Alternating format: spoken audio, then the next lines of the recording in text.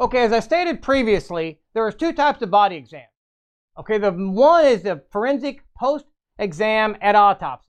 And some forensic pathologist just does a external exam. And that's not what we're talking about here. What we're talking about here is an external exam or a body assessment, something that you do on the scene.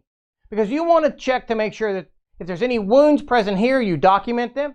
You look at post-mortem changes to ensure that what you're seeing at the scene matches the apparent cause and manner of death and the story that you're getting, and whether the body has been moved or altered or redressed in any way. That's what you're looking for here. And as you go through the body exam, you'll document injuries, wounds, tattoos, things about the body that you see that can change prior to autopsy. So you want to document them here. So we're going to go through this step by step, and I'm going to show you how to document, how to photograph, and how to look at the body from head to heel. Now, it is important that you do the exam from head to heel and that you do it the same every time. That way you don't miss something or you don't do it differently and cause confusion later on. So first thing you want to do is start with the head. So again, we have our decedent here. We start at the head, and we first want to make sure that we check for rigor mortis. We look for lividity in the ears, and then we feel the skull, we feel the neck, we look for signs of injuries. If there is any injuries, we want to document those.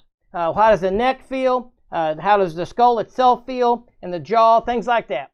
Then you want to make sure that you look in the ears with a flashlight.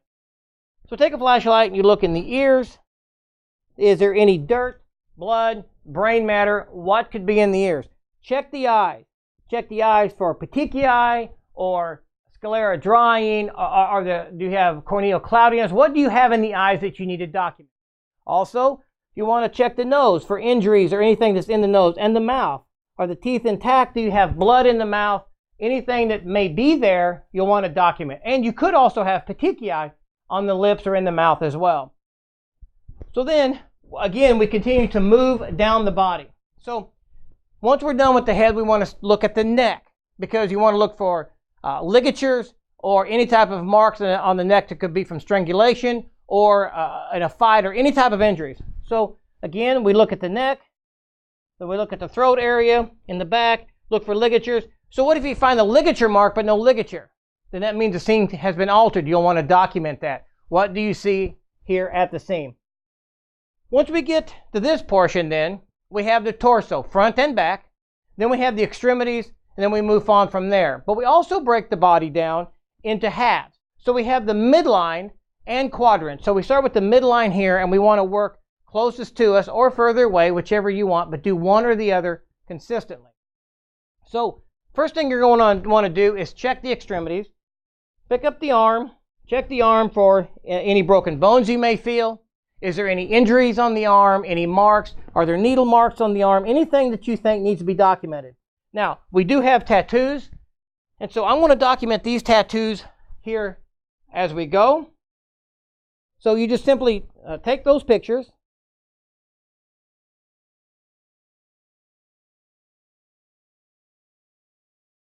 And any injuries that you may see, you'll want to take those pictures as well. And of course, if you have an injury, you'll want to take the picture with and without scale so that you can get a good reflection of what the wound looks like. Okay, so then you want to go to the other arm. Again, look for any injuries, any marks, anything that the arm may have that you want to document. Check the hands. On both hands, make sure you're checking for whether the fingernails are torn or ripped. Could be an indication of a struggle or a fight. Are there any defensive wounds on the hand? Is there anything about the hands or fingers that needs to be noted?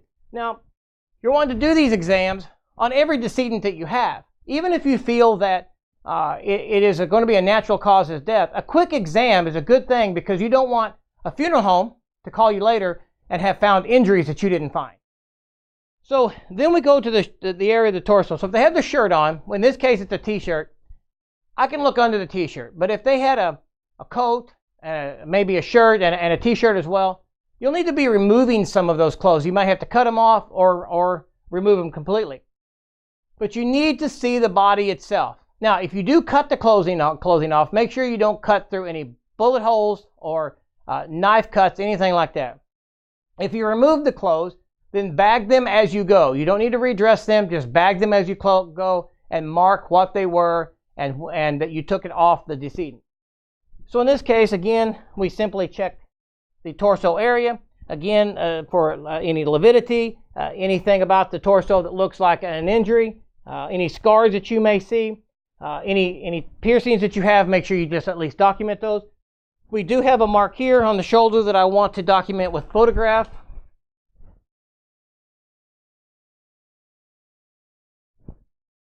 And of course, we can also document that on our forensic exam, our chart, a forensic exam chart. Again, nothing here. Then we need to roll the body over to check the back. So in that case, again, pull this arm in. All you got to do is simply roll the body as a whole and look at the back.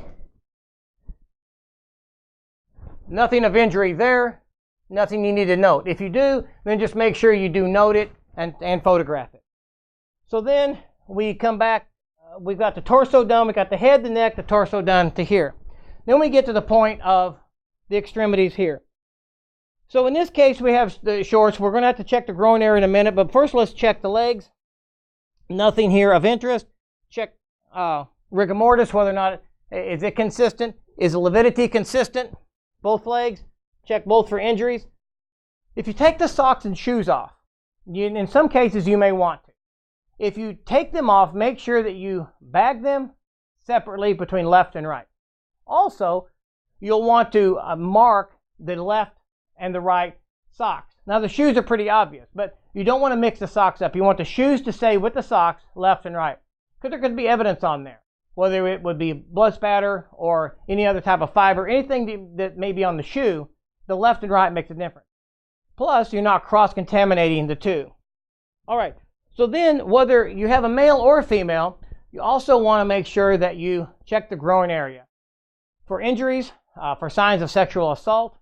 And I'm not asking that we do an internal exam, just an external exam, to make sure that everything's intact and there's no injuries, nothing like they've been stomped or kicked, or if you have a situation of sexual assault, you'll want to document that. If you see signs of semen or fiber, you'll want to collect that at the scene.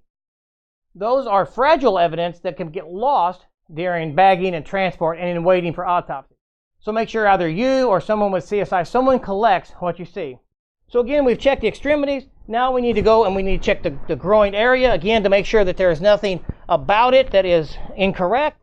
Just make sure that you look to see that everything is intact and that you don't have any injuries or marks or anything that might need to be documented.